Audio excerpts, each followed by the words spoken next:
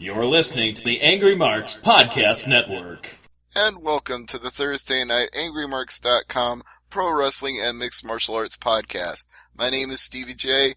Abby cannot be here with us tonight, and if you want to know why, go to twitter.com/AbbyA, read the top pinned post, and if you can, help her out a little bit, throw a few bucks her way, because she's going through some hard times, as Dusty Rhodes would say. We at AngryMarks.com have already made our donation, but hopefully you can help her out too. But we're not going to stay down in the dumps, because Abby wouldn't want us to. She'd want us to go on and talk about the G1 Climax. So to do that, we've got two fine co-hosts on the line, starting with the incredible William Huckaby.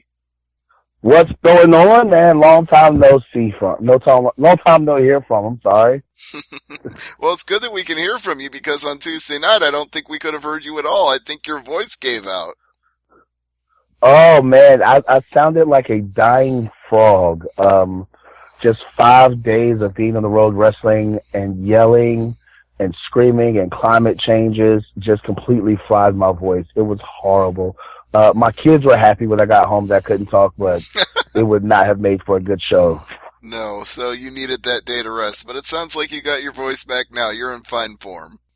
Yeah, it comes and it goes. As long as I don't, get too excited and start yelling, I'm okay. It's still a little harsh, I've been drinking, tea with lemon and stuff and honey to try to get the vocal cords back together, but so I'm doing good though. Well, we'll try not to get you too excited, but we may talk about Tai Chi here and there, so you might get into it a little bit. I'm always excited to talk about Tai Chi and Tommy's hair.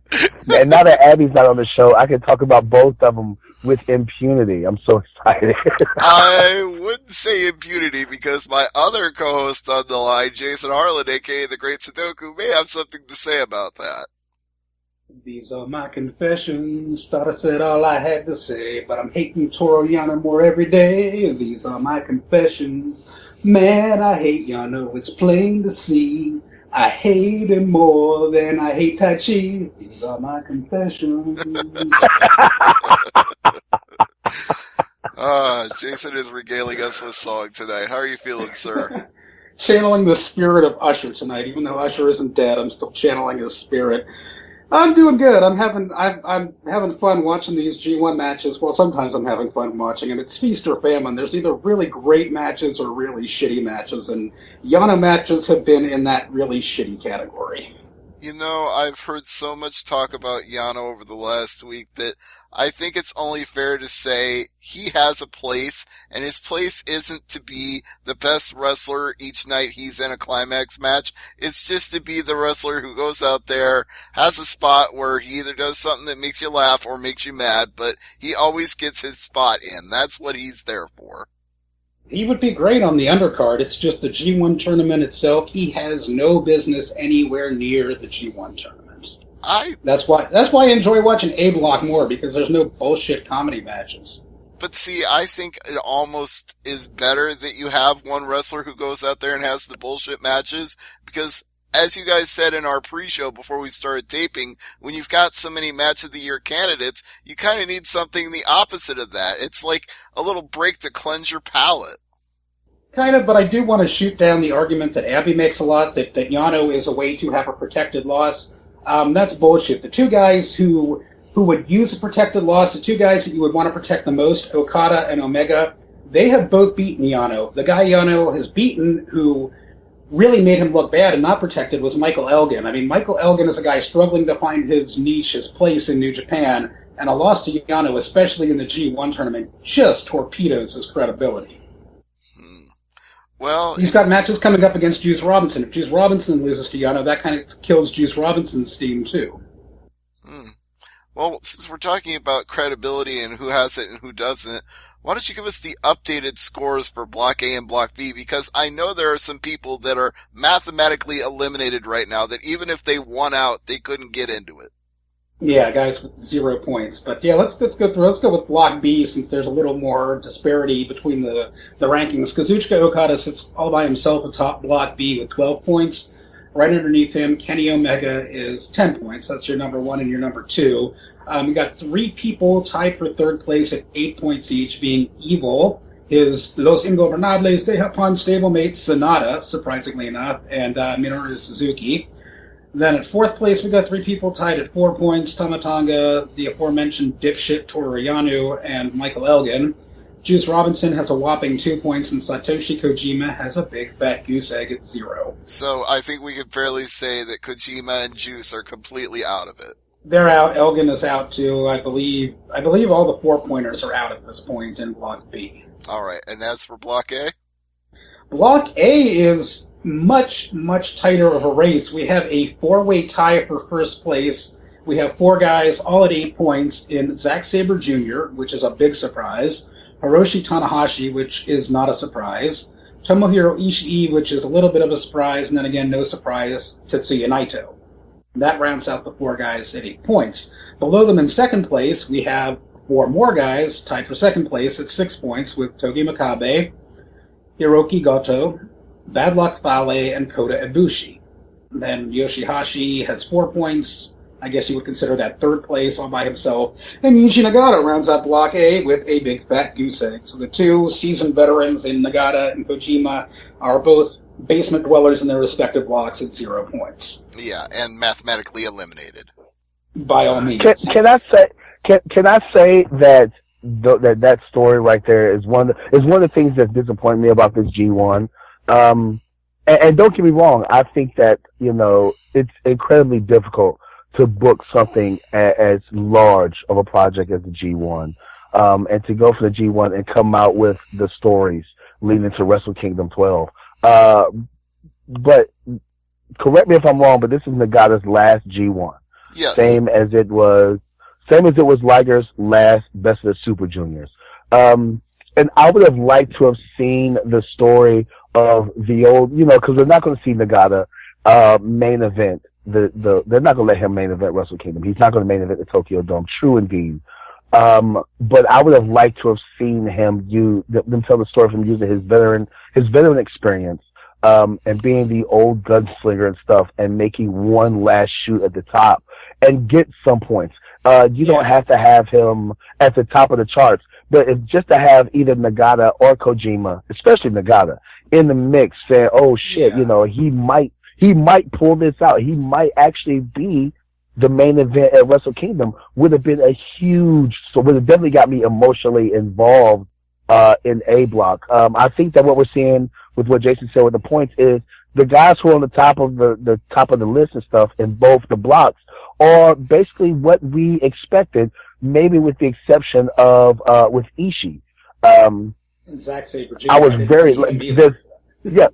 Well, I kind of seen Zack Sabre Jr. because of the way that he's being pushed, not only in New Japan but around the world. He's kind of become a worldwide indie phenomenon and stuff, and so they're going to give him a push. So I wasn't surprised to see him as victorious, as victorious and getting as many points as he had.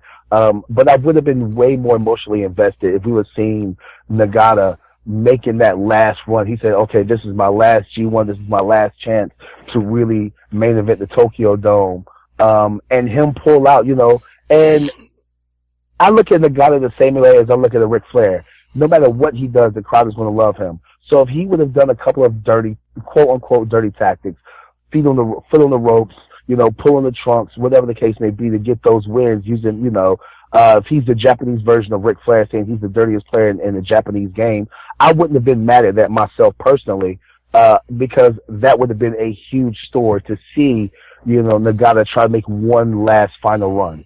Yeah, the point you're making here is that there's a better story that could be told. Nagata could be in the middle of the pack, but not mathematically eliminated, say, to the second to last or the very last night, where it looks like he might make that run. He doesn't have to make it, but he shouldn't have a goose egg, and he shouldn't be eliminated at this point in the tournament. And I also think, as much as I like the idea of him being in the mix, I don't think Blue Justice needs to cheat to win. I think what Will originally said was that he's the crafty veteran who knows the ring better than any of the other people in that ring. So just by being the crafty veteran, he can outwork, outmaneuver, outpoint the guys he's in there with. He doesn't have to cheat to win. He could have gotten 4 or 6 points just by being the elder, more experienced guy.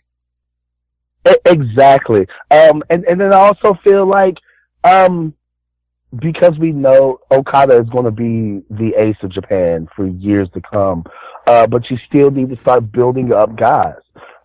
It's never too early to start building up for the future.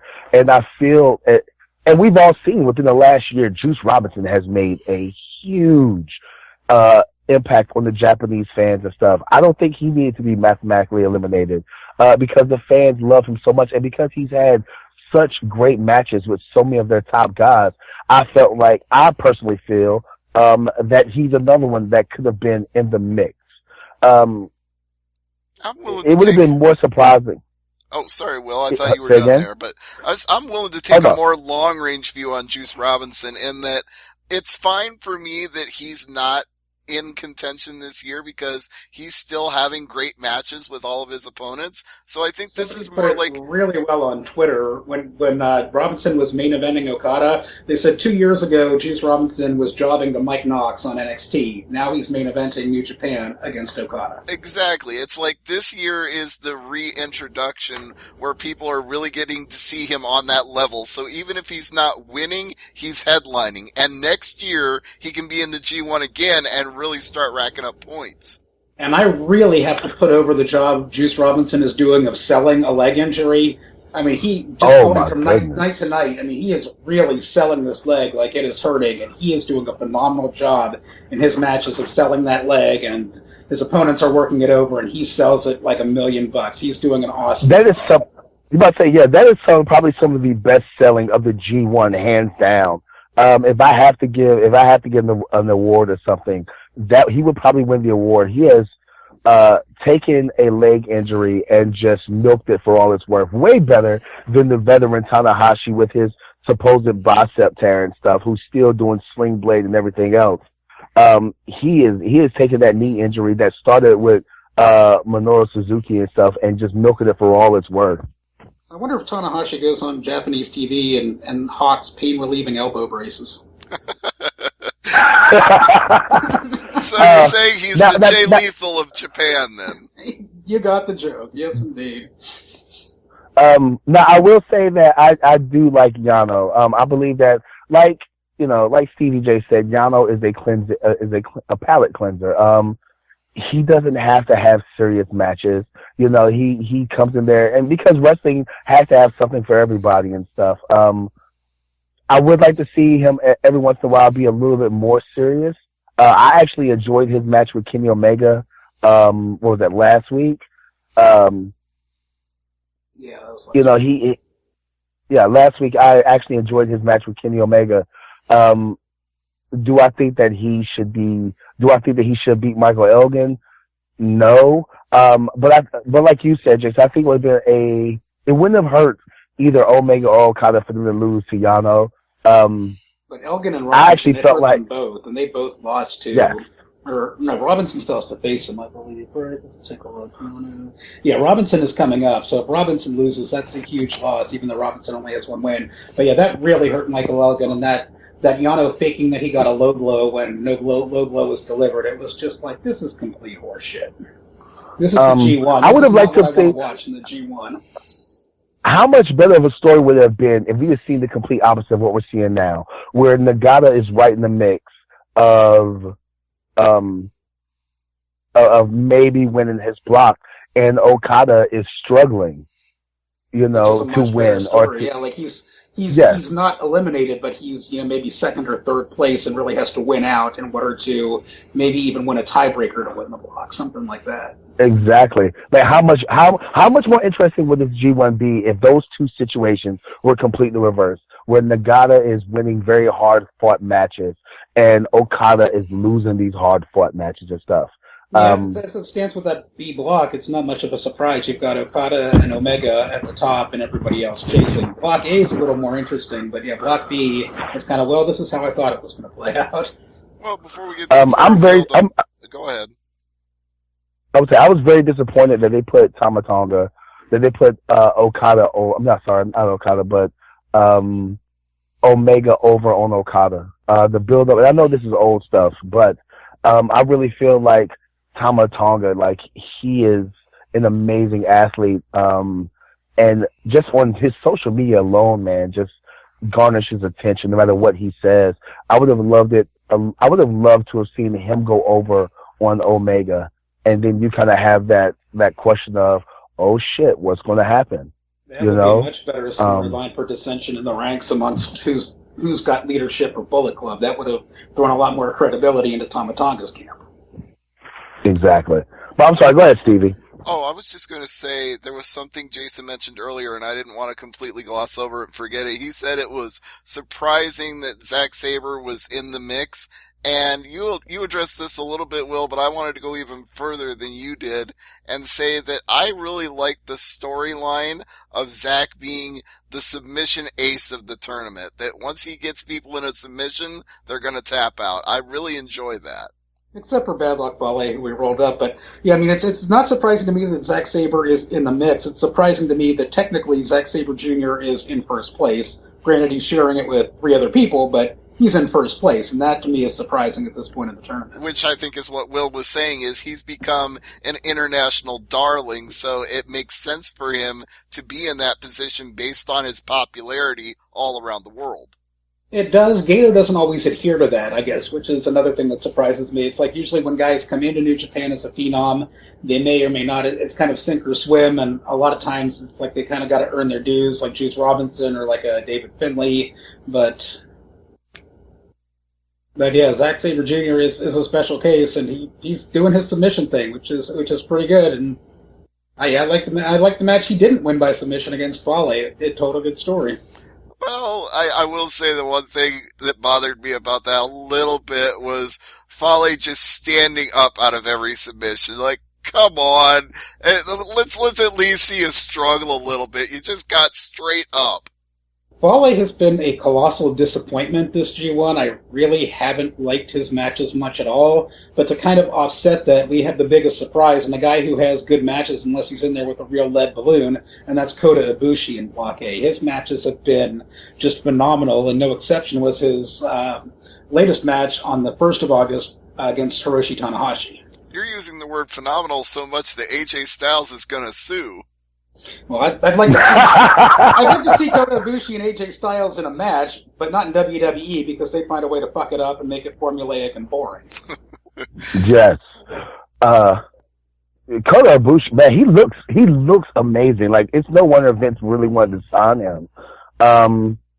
He is, okay, so I remember Jason, you told me I had to watch the him versus Nagata, and that match was very solid, but like, I think that he's had matches way better since then, since his match with, Naito. Yeah. I'm sorry, with Naito. I think his matches have been way, way better, since that match.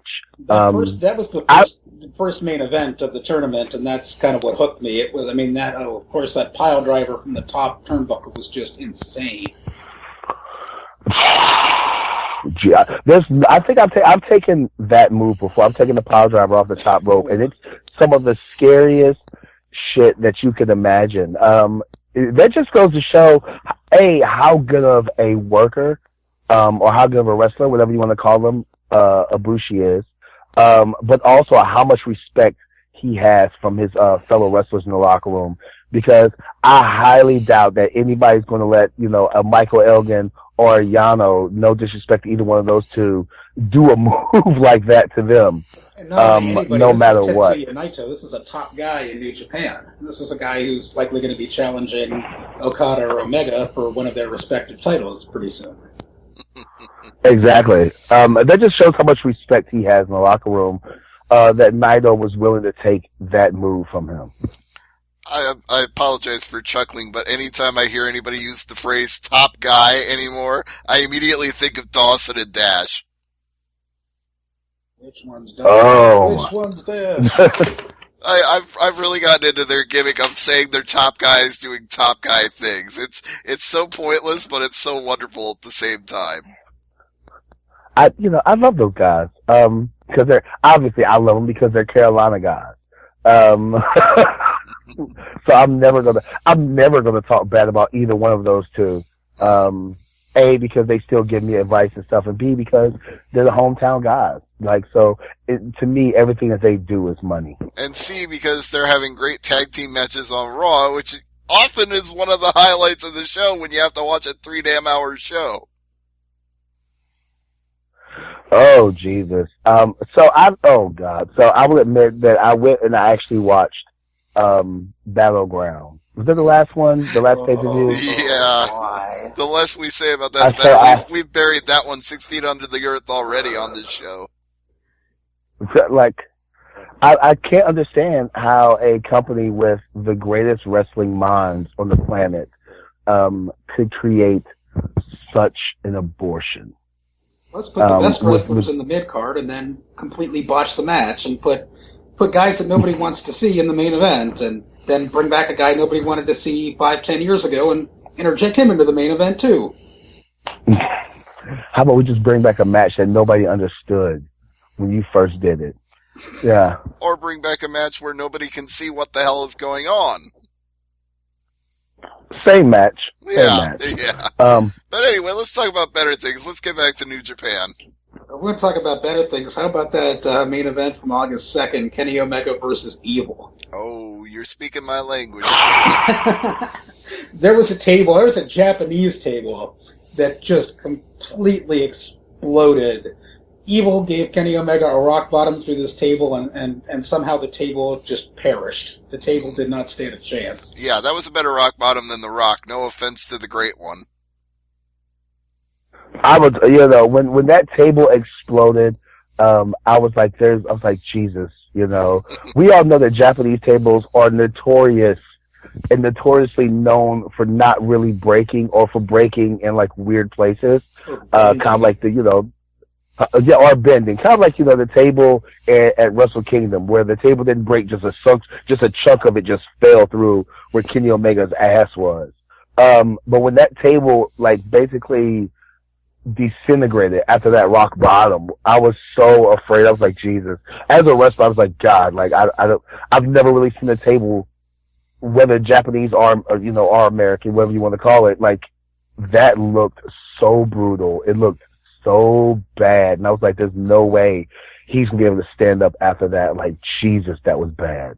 Now, Evil set the tone early in the match by exposing the concrete floor, by pulling those mats up, and he was on a mission to get those up, and then a lot of the action took place on the outside of the ring after that, and it just set the tone for how brutal this match was going to be. Now, Will, as the actual wrestler of the trio here, I have to ask you this question because I've always heard it said it's better if the table breaks because that way you're going through it clean, whereas if it don't breaks, you're whacking into it and it hurts that much more. True or not true? Oh, 100% true. If you do a spot with a table and the table doesn't break, you might as well do it on the floor or against the wall. It hurts. It might hurt worse. Jesus, there's nothing worse than doing a spot on a table, whether you're taking a splash through a table, or in this case, a rock bottom or a slam or whatever through a table, and the table doesn't break. It's like hitting, you ever jumped in the pool and not landed in the pool, like hit the water cleanly, and so you kind of like back flop or belly flop and your chest is all red and you get that really bad sting. Yeah, and it knocks the air out of you and you can't breathe for a few seconds. That's how it feels to do a table spot where the table doesn't break. All the air leaves you immediately, and it's like it's worse than landing on concrete. Yeah. It's way worse than landing on concrete. So I'm glad the table broke in this case. No matter how vicious it looked on TV, at least it was better for him that it did break. I would say like this, if with the velocity and the force that Evil put him through that table, if that table wouldn't have broke, Kenny Omega would not have wrestled probably for the rest of the year. He would have definitely been, I'm serious, he would have definitely been seriously injured. Part of that too was Omega doing the double stomp on the table on top of Evil, which kind of put a bit of a rip into the table from that double stomp, and that's pretty much the area he went through. Yeah, that may have been by design then. They may have been pre-fracturing the table to make sure it was clean when they did go through it. There's really no such thing as a clean. I don't believe there's no such thing. Let's say like this. I don't believe in that whole he kind of pre-fractured it or whatever.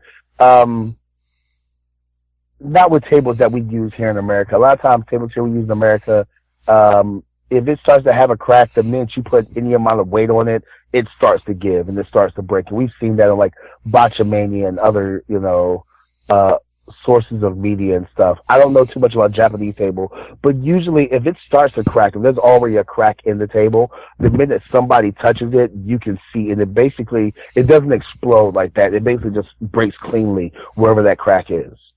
I hear you. And yeah, it probably doesn't take much effort. Once it's already going, it's going, no matter what. Exactly. Now getting to that, like, with something else we talked off air was the intensity, or the sense of urgency by some of these guys. I don't know about you, Jason. I don't know about you, Steve, but like, I don't feel like there's a sense of urgency for a lot of the guys that like we're saying off air, won't get a shot to main event the Tokyo Dome, which should be everybody's goal as a wrestler in New Japan. Exception of Kota Ibushi, who gives it his all when he goes out there. Well, I think we're saying Evil gave it his all in that match because that sure yeah. Unless he's in there with a lead balloon, guys like Omega will have great matches. Same with Ibushi. Unless they're in there with a guy who's an absolute lead balloon, they'll have a match. There's guys like Tanahashi and Okada who are at the top of the card that can have a tendency to phone it in, especially if they are in there with somebody who doesn't want to work or a match that they've worked, 100 times before and they just don't feel like giving it. The two of them can nail it in. Like I said, Bad Luck Fale has been having just some really abysmal matches, and I kind of pin that all on him. He could be doing a lot better.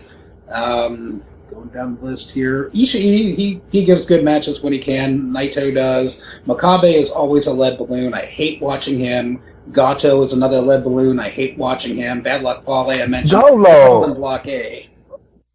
Gato is not a lead balloon. I enjoy his matches with guys that as you say, don't want to phone it in. Gato's match with Makabe, and I would give you that. Makabe is just one-dimensional. It's not going to be exciting. If you've seen one match, you've seen them all. But I'm talking about guys such as, like, for instance, Tama Tonga looks like he's going 100 miles an hour. Like, his life depends on every match that he's in. Which has always been his style, too. It fits him well for his size. Yes, it's like but when he comes out to the ring, he's very cool, calm, and collected. But when the bell rings, there's a sense of urgency that I have to get this win. If I don't get this win, I'm going to lose my house, I'm going to lose my car, I'm going to lose everything. They're going to kick me out of the company. You don't see that sense of urgency that I need to win, that drive and that hunger with a lot of these wrestlers. I don't know. And I've said it once and I'll say it again. I love Michael Elgin when he's in America. I love Michael Elgin I love Michael Elgin when he first came to Ring of Honor, and he was having fantastic matches with Davey Richards and Eddie Edwards and all of those guys and Roderick Strong. And I don't know what it is about him being in Japan. I don't know if it's a cultural problem. I don't know if it's a language problem. I don't know if it's a style, as far as wrestling style problem. But he's been there for now, over 2 years, and he still feels very stagnant. Like he's just treading water because he doesn't know who or what he wants to be. I think a lot of that is booking, too. I think a lot of that is bad booking. I've seen Elgin in some good matches. I mean, in Block B, for me, really, the guy who has been a big disappointment and feels like he's phoning in a lot is Minoru Suzuki. I'm surprised he hasn't been in a lot more matches that I'm like, oh, wow, Suzuki's here. He's just flat out killing people, and he just hasn't done that. I think his match with Juice Robinson was probably one of his most I don't want to say diabolical, but one of his most aggressive matches that he's had the entire tournament. Selling it too. They both were good there, but that was kind of the rare exception to the rule. That was like one of the good Suzuki matches amidst the kind of rest of them that were meh. But yeah, that was a good match, and I put a lot of that on Juice Robinson and how we've mentioned before how he is just selling the hell out of that leg, and that kind of was almost the beginning of it because Suzuki is such a submission expert, and Robinson really played to that with his selling. Yeah, I will admit, guys, and being the only wrestler on the panel, I just did, 6 shows in 5 days. If the listeners follow me on social media, 6 shows in 5 days, in 3 different states. And after, show number 5, I woke up that day number 5, I woke up and was driving to Atlanta, and my body was just so sore, that it was mentally difficult. I really had to get mentally focused before the show started, to even go out there and put in a great effort. It took everything in me. And after that show was over with, it's kind of like, running a mile, and you're running, and as soon as you finish, your body just like does this huge, like full force dump where just physically, mentally, spiritually, you're just done. So I understand, what these guys, I kind of understand what these guys are going through, having to wrestle because they're not just doing singles matches, they're doing tags and 6-man and 8-man matches and stuff over the course of these 3 weeks. But that's no excuse. In my opinion, I feel like that's no excuse to go out there and be safe. Is that a good way of putting it, Stevie? Yeah, that's a fair way to put it. And you'll notice some guys really play it up, too, when they're in the 6-man and 8-man tags and they're facing off in the G1 on the next show. Some of the guys will really play that up in the 6- and 8-man tags and jar and brawl after the match with the guy they're facing next, and others will just kind of let it go, too. So you can tell kind of who's phoning it in and who's amped up, and that kind of plays out in their matches, too, by what they do when they're not wrestling in the G1 but setting up their next G1 match. Exactly. I will say that unlike the Best of Super Juniors tournament, I do like the concept of when they're having tag matches, especially tag matches, where you'll have one person that's in the G1 and then one junior heavyweight. I really enjoy that. Or they'll have, one person in the G1 and then a young lion, and kind of using the G1 to continue those stories, using the young lions, using the super juniors, using the junior heavyweights and stuff. That's something that I really do enjoy, seeing those combinations of the tag teams and 6-mans. I'm not sure if I mentioned on last week's show or not, but I've really been impressed with the Young Lions. They have really been bringing their A-game and leaving it all in the ring when they've been in the undercard on these G1 shows. So just kudos to the Young Lions all around. Oh, definitely. At first I liked Royd Lion, and then I liked Old Man Lion. And now, but I guess we can call him Red Shoes Lion because it's Red Shoes' son. There's Red Shoes Lion, and then there's Tai Chi Lion, Ren Narita, that looks kind of like Tai Chi, only without the hair. Right. I've been calling him Red Shoes Jr. myself, but whatever works. Yeah. Okay, Red Shoes Jr. Red Shoes Jr., not the biggest wrestler in the ring ever. He's never the biggest guy in the ring. But I love his intensity. I love the fact as a young lion, like this dude is taking it to these guys. You know what I'm saying? And he's just like, I'm not going to be a bitch for anybody. I understand, that I'm still a student at the dojo, but if I can, I'm going to make my reputation off of your name if you slip up. And he's taken a hellified ass whooping. Unlike Royd Lion or Old Man Lion, any of the other young lions, as Stevie likes to call them, Red Shoes Jr. is taking some hellacious fucking beatings, man. He reminds me a lot of Kawato when Kawato first started out, and that kind of brings me to another point I wanted to address about River People there, Mr. Kawada. Kawada, he seems like he's almost at the point now where he can kind of graduate that young lion tag that he has and move on to whatever excursion he needs to, because Kawato just really seems a step above all the other young lions at this point. He does, and I was going to ask you guys, because you've been watching Puro way longer than I have and stuff. How long do they have to be young lions before? At what point do they say, okay, we're going to send you out for your excursion? How good do these guys have to be? Is there an actual time frame? I'm not sure how do they David decide? Finley, who didn't go for an excursion but are still in New Japan, but technically isn't a young lion as he doesn't have the black trunks anymore. But then there's guys like Jay White that came up with him who got sent to Ring of Honor and are doing their excursion currently. So, I mean, generally it's kind of like a year of working a young lion, and then they send him over like they did with Sho Tanaka and Yohei Komatsu when they sent them over. But they're still gone too. And usually it's like a year of an excursion, but it's kind of varied from that formula lately. With the Tempura Boys staying out for more than a year, and with guys like Finley staying in Japan for more than a year. Can I say that I still hate Finley? Even though he got rid of the leopard panties, he's still not impressing. No, and can I also say that as the only Chase Owens fan on the panel, period, that is very disappointing. And even my wife pointed it out. She was like, "Oh, Chase is who's wrestling?" And I was like, "Oh, it's such and such and Chase." And she's like, "Oh, well, if they lose, Chase is taking the pin." And I was like, "Yeah." Like, and a lot of that has been very predictable in the undercard matches, with a few exceptions. But yeah, a lot of times when I'm writing my reviews, I'll be like, "Yeah, I called this one." It's just so easy to go down the undercard and be like, "Well, this is a Young Lions match, but Narita is the youngest of the Young Lions. He's eating the pin," or yeah, Royd Lion is the only Young Lion in this match. He's teaming with Nagata or somebody. He's going to eat the pin here. Stevie, I'm gonna ask you, Stevie, has a Young Lion ever gotten a pin over somebody that wasn't a Young Lion? If I said never, I'd be lying, but no pun intended. I think it probably has happened, just so rarely that I can't think of the instance off the top of my head. Oh, because like I said, like a lot of these Young Lions are really good, and they're good to be green. Let me put it like that. And as a worker, as a wrestler and stuff, sometimes you've got to give a rub to a guy.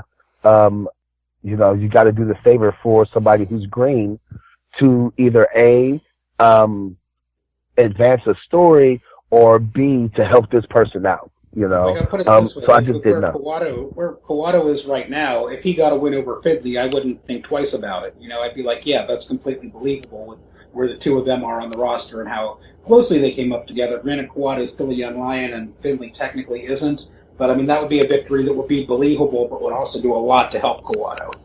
And the way I look at it is, I view the New Japan system as a meritocracy, where the longer you're there and the more time you spend paying dues, the more rewards that you get to reap in the end. So if you spend a year or a year and a half as a Young Lion, and then you go on excursion, and then you come back, you're gonna get slowly moved up the ladder, little by little, each year that you're there. The longer you're with the company, the more value they will see in you, because it's a meritocracy. Well, first of all, I love the way that they do their training and stuff. I love the Young Lions program. I think I've said that before. I wish that they had that type of system here in America. But at the same time, it does get kind of predictable, like Jason said, when you see Kawada or Red Shoes Jr. or something in the match, okay, it's Red Shoes Jr. with Kojima versus LIJ. Okay, Red Shoes Jr. is taking the pin. Well, there was a point last year where we were always saying that about Finley. Every time we'd see Finley in a match, we'd be like, "Oh, we know who's looking up at the lights." But over time, Finley has actually gotten a few wins. It's no longer that he's the obvious guy to take the fall in every match, because he put in his dues for long enough, and eventually they started to give him some wins here and there.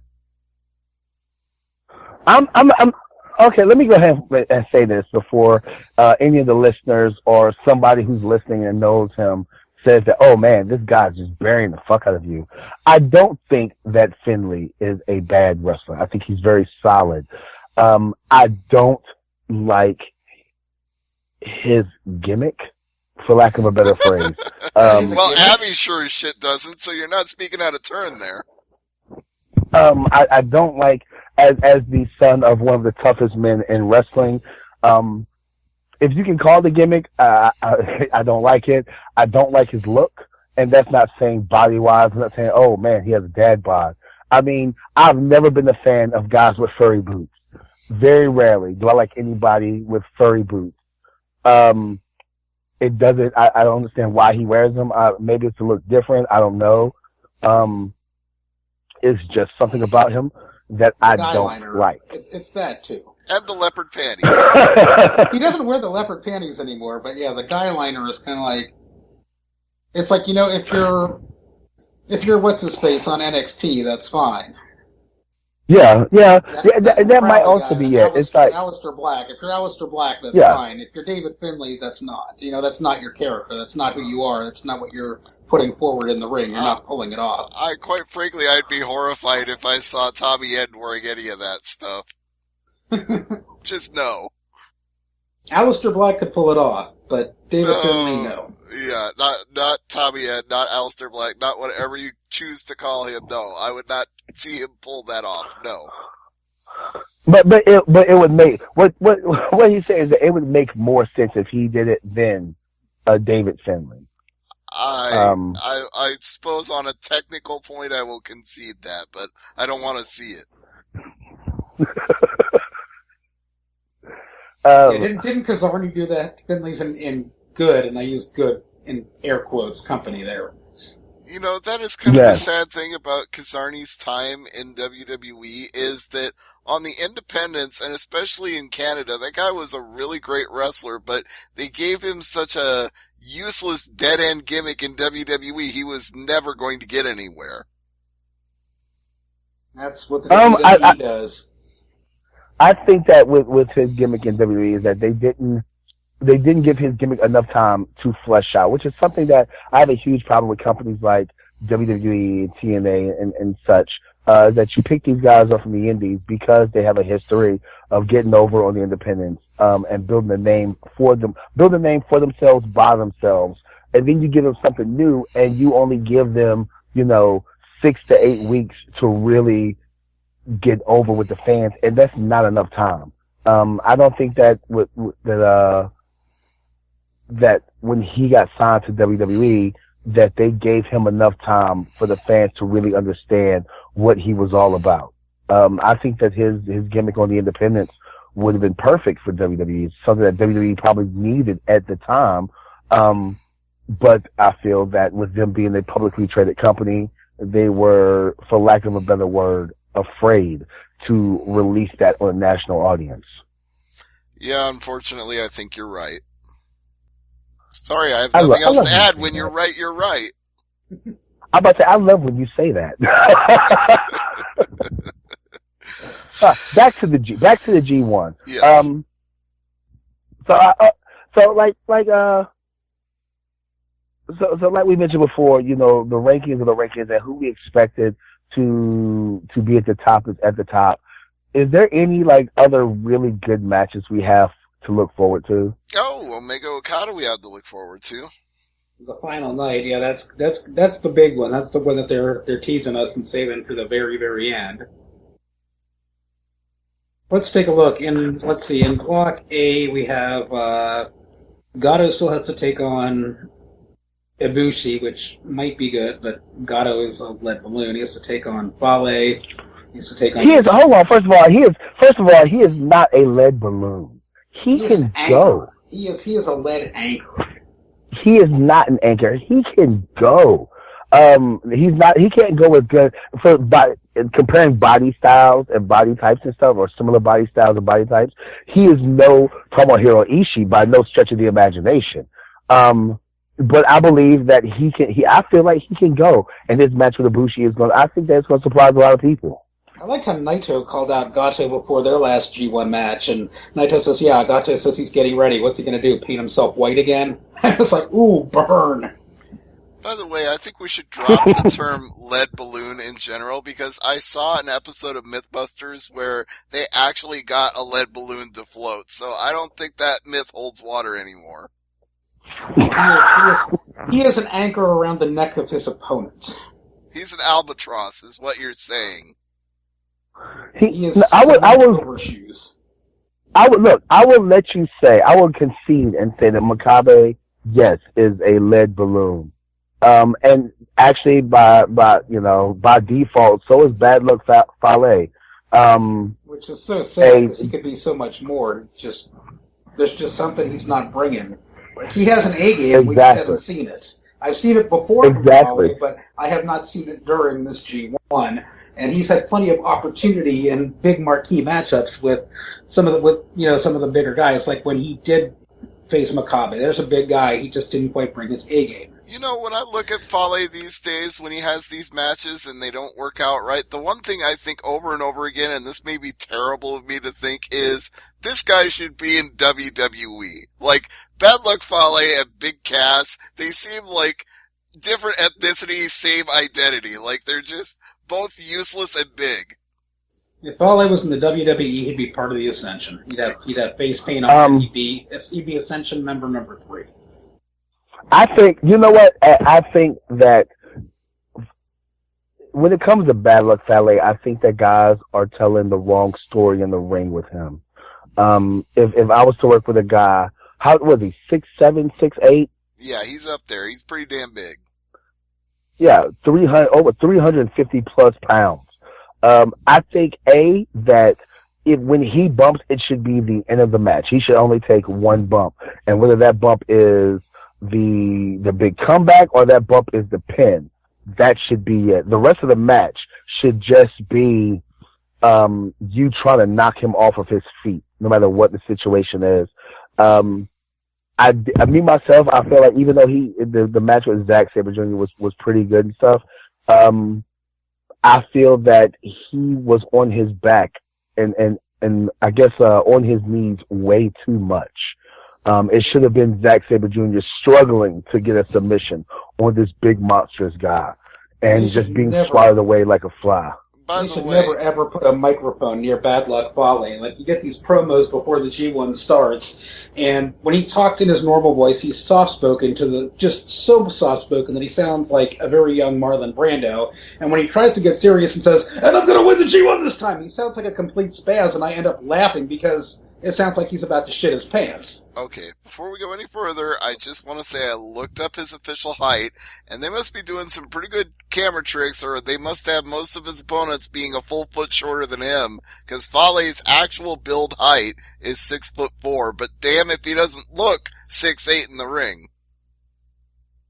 Yes, he must have some 3-inch lifts. Jericho boots. Exactly. I like to call them the Shelton Benjamin boots. Because if you look at Shelton Benjamin's boots, his soles, he has like 1.5 inches of sole on the bottom of his boots or shoes, or whatever you want to call it, and then it's like another 1/2 inch lift inside of them. But I just feel like when it comes to yes, I just feel like guys are having the wrong types of matches with Fale. With Fale and stuff. I feel that guys are, for lack of a better phrase, and to use a quote, is that they're just trying to get their shit in with Fale, and they don't want to look weak. And it's like, you can get over so much more being a huge, just bumping your ass off of Fale and struggling to get this big monster down than you ever would, hitting him with any kind of suplex or German or whatever you want to call it. Guys should be struggling to pick this big Mickey Ficky up. Yeah, I mean, what you're saying is basically what happened in one of my all-time favorite Stone Cold Steve Austin matches, where he was put in there with the Big Show, and basically it was a 15-minute match of Stone Cold going, how do I get this big Mickey Ficky off his feet? And he was trying everything he could think of and couldn't get Big Show down. And it was just fun to see him little by little whittle away Big Show until he finally got him down on his knees and could give him a stunner. That was the whole point, is you wanted to see him climb this mountain and get to the top, and he finally did at the end. Exactly. That's exactly what every match with Fale should be, is, you're standing there thinking, oh shit, how am I going to get him off of his feet? How am I going to chip away? And if I can just get him on his knees, I can win. And guys aren't having that. You're seeing guys lock up with him. You're seeing guys trading lariats with this big monster. There's no way. I'm 296 pounds. There's no way, even at 296, that I would try to trade lariats with somebody of his size. I would be ducking and dodging and dipping and ducking and dodging my ass off. Bringing up all this stuff about Fale, you reminded me of Fale's match with Naito, and something else that I wanted to bring up, and this is more about Naito than about Fale. But with Tetsuya Naito in most of his matches, including the one against Fale, it seems almost every match in the G1 that Naito has won, it takes him 2 Destinos to win the match, and I think that's really starting to make the Destino look like a weak finisher, because it's always taking him 2 to win the match. Well, they've kind of done the same thing with Okada, where in a lot of his G1 matches, he's had to hit more than one Rainmaker to get the pin. Yeah, but Okada, that's kind of been the story with Okada in matches before the G1. With Naito, ever since he switched from Gloria to Destino, it's kind of one and done with the Destino, where him needing 2 Destinos to win a match is something brand new, and that's only been happening during the G1. I feel like they've done this story just with the G1 in general, that everybody is trying so hard that you actually have to use the finisher more than once, because everybody's going to keep clawing to get back in the match, and it's gonna take that little extra more effort. And the one thing that I'd like to see is guys use more than one finisher, especially in New Japan. You know, these guys have some great moves, so especially a guy like Michael Elgin, where I saw him win with that pseudo burning hammer. It was fun to see that, or have Elgin win with his Avalanche Falcon Arrow, or have, Naito win with Gloria, or have Okada win with Heavy Rain.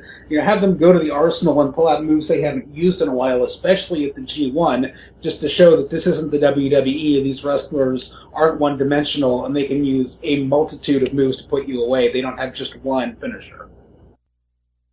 That's something that I used to admire about Japanese wrestling, is that years ago, Japanese wrestlers will only use their finisher, 4 or 5 times a year, really. And then I guess they would have what you would call a secondary finisher. Does that make sense? Yeah, like All Japan back in the 90s. Exactly. It's like, your finisher is the Rainmaker. But like you said, he has this secondary move that he usually can beat the average wrestler with. And then in these big matches, he use Heavy Rain to beat, your jobbers with, or put them in the Red Ink submission and tap them out. You've got all these moves in your arsenal.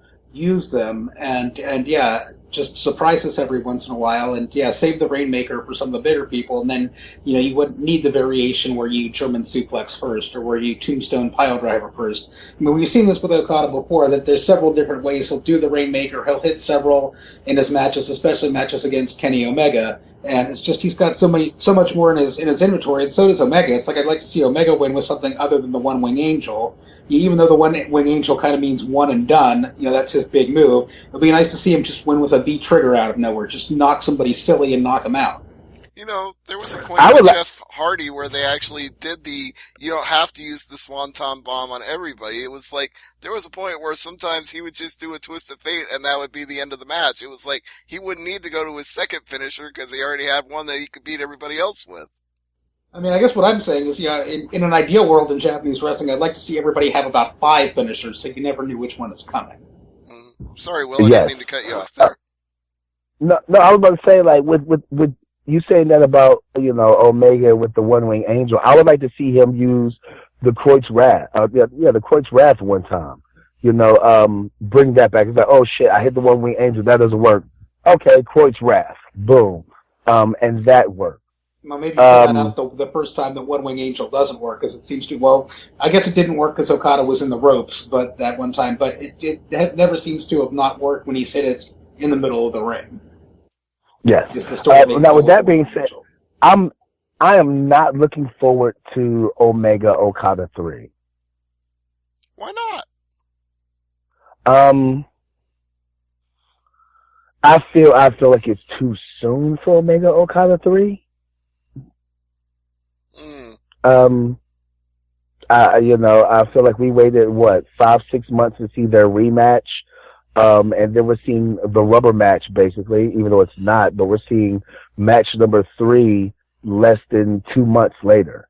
But I still feel I'm sorry, I don't mean to interrupt, but I feel like the story they're going to continue to tell here is no different than if they hadn't met, which is that Omega keeps getting closer and closer and closer and can't quite get over the top, and it's not going to be till the next year's Tokyo Dome show at Wrestle Kingdom that he actually finally gets to the top, so I'm not worried about it. If it goes to a time limit draw, I'm going to be pissed. Yeah, but at this point, like, they've already done the time limit draw. Maybe the story might be going into the final this match or whatever, Omega has to, if he pins Okada, no, I'm sorry, if it goes to a time of the draw and they tie, then Okada wins, or Omega has to beat Okada in the G1. I think it tells a better story to have, say you're in a situation where it's kind of like a lame duck, where we know Okada's going to win, Block B no matter what, but he's still got to face Omega. Omega can't catch him and can't win the block or the G1, but he can sure as hell beat Omega in that match. I think that's a good progression for the story. Either way, but they just, I'm okay with it as long as they keep teasing the idea that it's not the big one. He needs to actually beat him for the title. Right, you can do that at the Tokyo Dome. You could do that at Dominion, but it needs to be done, I think, at one of those two shows to be big enough. Mm-hmm. Yeah, for the title switch. They've already done, because all the G1 matches are 30-minute time limits. We've already seen them go 45 minutes, and then they went 60 minutes. To me, 30 minutes is like, it's a TV time limit. It's a TV title match. For these two guys, it's a TV time limit match. They might as well be going for me, 30 minutes is 10 minutes for these two guys. Unless they come out going balls to the wall, they go balls to the wall for 30 minutes, it's going to be a letdown. I don't know which story I would like better. I feel like there's a story there. We just don't know what Gato is going to do. But if the booking for that match is anything like the booking he's done so far for the G1, I feel that everybody's going to be highly disappointed. No, I kind of like the story I had come up with, where Omega may not be out of it on the last night until somebody, later in the night wins a match, which kind of puts Omega down a tiebreaker, and Okada's going to win. But Omega can still beat Okada and say, I beat you. I'm gonna get you down the road for a title shot somewhere. I've beaten you once now. I can do it again. Yeah, and you guys have kind of sold me on this story and the progress of talking about it, because now I feel like it might actually be the time for Omega to finally have a feather in his cap and say, I've pinned you once, I can do it again at the Tokyo Dome. That might be the story. That might be the way they're going. Okay, but like I said, and that's cool, but what are they doing with everybody else? It's, New Japan is more than just Omega Okada. And like I said, you say that and I'm laughing though, because honestly, that story continues to draw me in. So it's more than that, but it's also all about that. Yes, but like I said, at the same time, is that they need to build up the rest of their stars. They need to build up future stars, and at the same time, they need to give us compelling stories right now for the G1. And like I said, I don't feel... Go ahead. I was going to say, you can do that now, and they're doing that with guys like Zack Sabre Jr. I don't know how long Kota Ibushi is going to stick around, but a guy like Zack Sabre Jr., who builds up momentum like he has in the G1, can take that and carry that into the King of Pro Wrestling event that's coming up in the fall, and, continue to build off that. Or a guy like Sonata, who's having a good showing, can continue to build off of that as we go forward. There are some seeds that have been planted, kind of few and far between, but there are some surprises like Sonata and like Zack Sabre Jr. that, are definitely strong, and while they may not win the G1, they can certainly have some good programs going forward, maybe challenge Tanahashi for the IC title, and maybe even challenge Omega for the US title. Well, yeah, you're right. Like I said, there's just so many different stories that I would have loved to have seen play out for just the story, just these 2-3 weeks that the G1 was going on. There's so many different stories that I would have loved to have seen. Like I said, I would love to have seen the last charge of Nagata, the last hurrah of Nagata in the G1, and the last day comes and you're wondering, like, okay, he has to win this match in order to be looked at and stuff. Or, there comes a point in the last 2-3 days where it's like, all right, you're on the bubble. You have to win this match to what continue. If he had it so the last match Nagata has, if he wins it, he goes over 500 for the tournament. If not, he's below. So it's kind of in his best interest to have a winning tournament as opposed to a losing one. Exactly. And he just has this really hard-fought 20-minute match and stuff, and it's just full of emotion, and he gives it all, and he still loses, but he goes out fighting. Same thing with Kojima. It's like, why somebody who is such a great worker, such a great talent. Why does he have 0 points? You know, there's a story there that you're just not giving us that would have got to, that's more than just the in-ring action and the moves. It's emotionally drawn in the fan. I agree know, with and you. not That's a just, good idea. And yeah, I mean, I guess I'm not really surprised because it does seem to be a convention, at least with New Japan of late, like you were saying with Liger, or like, you know, they did with Hanma in years past in the G1, where you have a guy who's been around a while, and or like Tenzan, like they did with Tenzan. Yeah, where they're kind of going to be the basement dweller, and it's okay because of the reputation that they built up, and because their fan bases love them so much that even if they finish with a goose egg or with, you know, winning their one match on the final night, you know, the fans are still going to go crazy because, you know, these guys are legends. All right, well, getting back full circle to a question that was asked earlier, what are we looking forward to in the rest of these cards? And I've decided I'm just going to go ahead and pick one match from every show August 4th on forward that I'm looking forward to, because in the Block A show on the 4th, I'm looking forward to Naito and Sabre. I expect that'll be a really fun match. In the show on the 5th for the B block, I'm really looking forward to Misu and Elgin. That's going to be some absolute insanity between the two of them. On the 6th in the A block, I'm looking forward to Sabre and Nagata. That'll probably be my favorite, although it could go either way. It could be Tanahashi and Ishii, since Ishii seems to be a show stealer on a lot of these events. But I'll go with Sabre and Nagata for that one.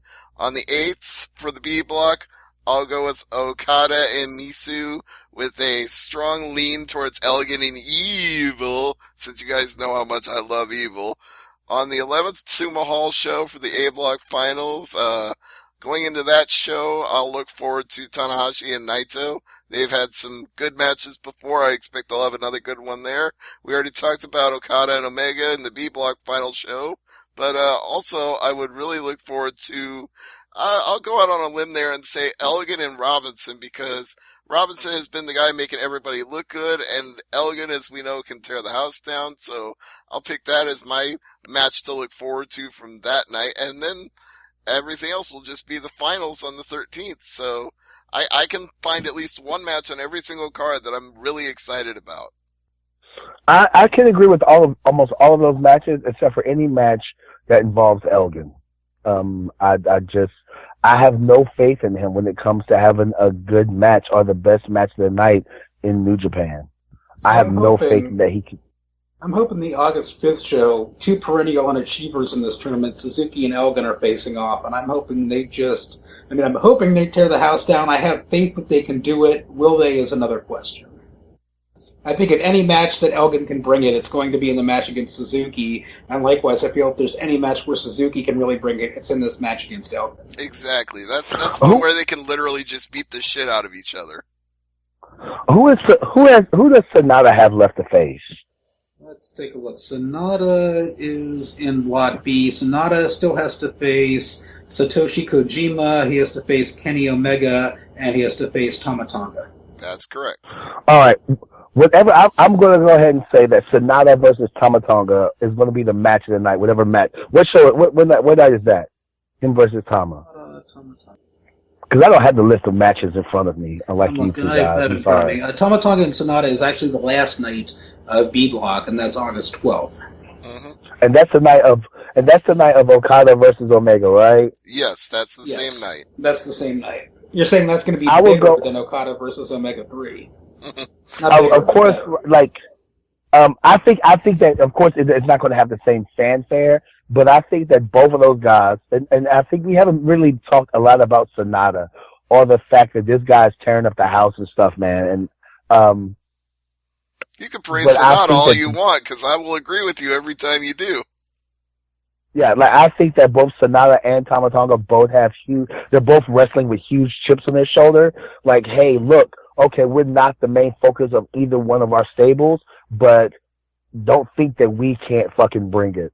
And I think that both of those guys have the same mindset. And when you put two guys in the same mindset with the same size chip on their shoulder, they're going to get together and create magic. I think that those two guys are going to have a way better match than Okada and Omega.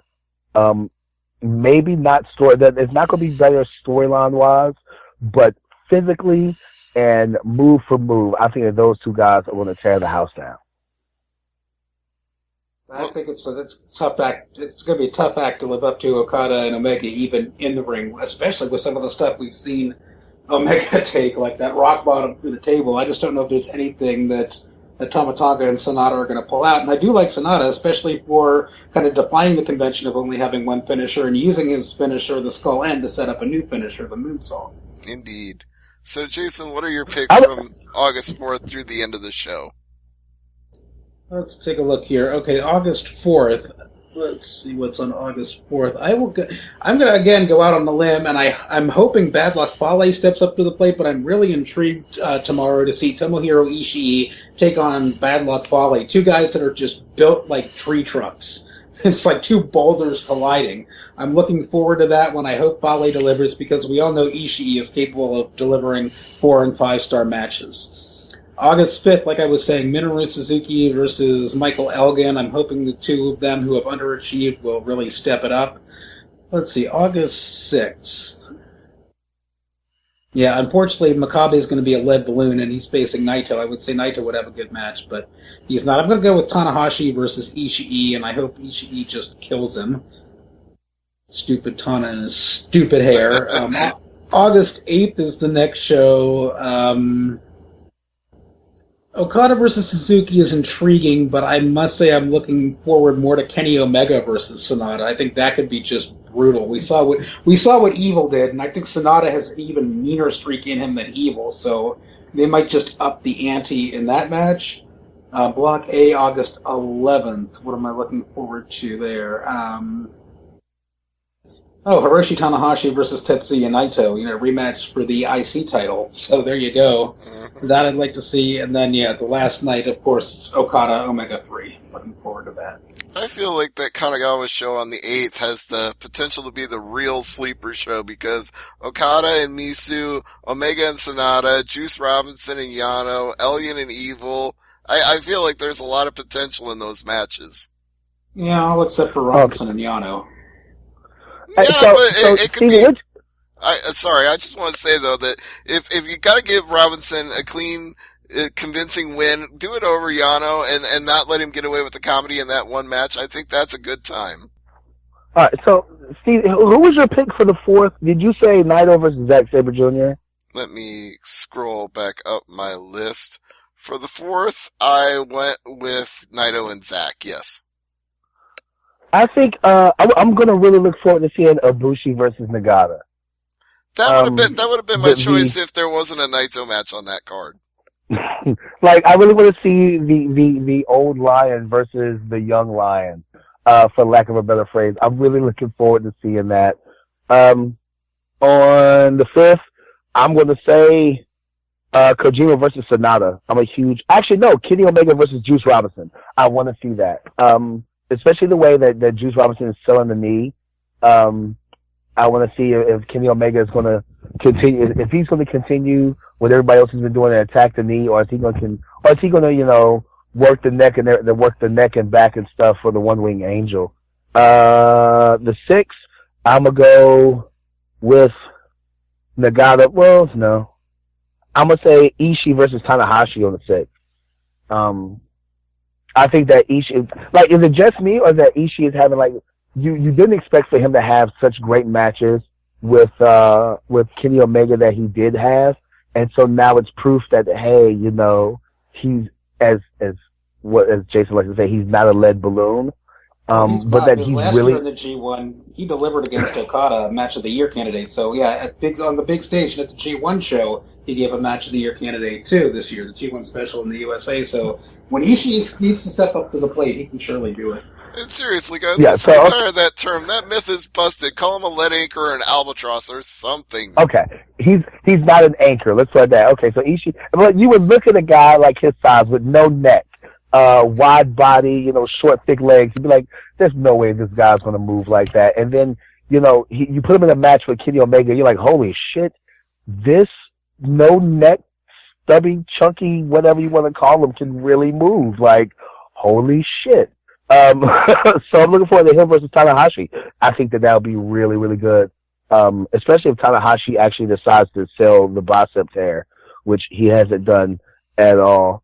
On the 8th, I'm gonna have to go with Okada. As hard as it is to like say Omega versus Sonata, I'm gonna have to go with Okada versus Suzuki. I think all of us like that. So wasn't that everybody's pick? Yeah. Yeah, like it's kind of hard though to like say Omega versus Sonata is not gonna be good, but yeah. For the A block final show, I'm gonna go with. Is there really any? I guess Tanahashi versus Naito, because there's really nothing else that's really gonna outshine that match at all. On the B block show, I'm gonna stick with Tama Tonga and Sonata being the best match of the night. I don't care. I'm gonna buck conventional wisdom and go with those, and go with the co-captains, okay? Or as like they would like to call it, the JV squad. I'm gonna say the JV squad is gonna shine that night. Well, you didn't get to be the incredible William Huckaby by playing it safe. You get there by taking chances. Yes, you do. So I don't know. For the finals, I don't know who. Maybe Okada versus Tanahashi, or Okada versus Naito. I think conventional wisdom says it's going to be two of these four: Naito, Tanahashi, Okada, Omega. It's going to be two of those four. Yeah, I think that's a safe bet. I don't see any surprises for the finals. So Dr. Death, Steve Williams, and Mike Rotundo were the varsity club, but Tama Tonga and Sonata are the junior varsity club. There you go. Do not put that on Twitter. Can we not put that on Twitter? Because I've seen Tama Tonga go off on people in the last 2 weeks on Twitter, and I don't want to make that list of people that he is just straight, like verbally and lyrically. What's the word I'm looking for? He just basically verbally raped these guys on Twitter. Like, I don't want to make that list of guys that he just verbally beat the fuck down. You don't want it on Twitter. William Huckaby quote: Tama Tonga is junior varsity club. Lyrically, no, and don't you to represent at Tama Tonga. And don't you do that either, Jason. Or you either, Stevie. Lyrically, he's supposed to represent. He's not only the client, he's the player president. Like, I do not want to get on Twitter and see a notification. Hey, Tama Tonga, William Huckaby called you junior varsity. You're the JV squad of the Bullet Club. Do not do that. That's not what I'm saying. Well, at least you can take the heat instead of Abby, because I don't think Abby needs any more grief on Twitter. She's gotten too much. Oh. I wish I could find all the people who's giving Abby grief on Twitter, just knock on their door and punch them in the face. Absolutely. The last guy who made her cry, I want to kick him in the throat. Yes. By throat, you mean testicles. I'll settle for either one, whichever I can hit. Exactly. I feel like the next time I go to Georgia, I'm just going to like surprise Abby and just knock on her door. All right. So she'll just be like, who's this big black man on my porch? And I'll be like, oh, hey, Abby. It's me. Just pull out an 8x10 photo of Tai Chi. She'll know it's you. All right, gentlemen, on that note, I got Seth Draken knocking on my door saying he wants to do the Impact Implosion, so let's get in some cheap plugs and then we can wrap it up. Mr. Huckaby, where can we find you on the wrestling circuit this weekend? This weekend, I will be in Nashville, North Carolina, for NWA Mid-Atlantic. It's me versus Special Challenge versus a very young talent out of Virginia, out of Virginia, the Juggernaut. And that's all I'll be doing. As usual, you can catch me on Tuesday nights recording the Wrestling Nerdcast every Tuesday night. It's usually available for listing on iTunes, et cetera, no later than Wednesday morning. So that's about it. Got a couple of big shows coming up. But if you want to follow me, find out where I'm going to be at within the next upcoming weeks. I got a bunch of shows, kind of like my own personal G1 coming up in the next month. Follow me on Twitter at WA Huckaby, Instagram, William Huckaby, Facebook, William Huckaby, YouTube, William Huckaby, et cetera, et cetera. All right. That's all the ways you can keep up with him, and make sure you catch him at a live show because you're going to see something incredible. And speaking of incredible, what's on veggiebending.wordpress.com right now, Jason? You can find what I had for dinner on there tonight. I put it up a while ago, but Kung Pao Tofu is what I had for dinner. Check that out on veggiebending.wordpress.com. Check me out on Twitter. I'm at Great Sudoku. Check out the Canadian Football League, CFL.ca. Calgary is just beating the tar out of Toronto 41-16 right now.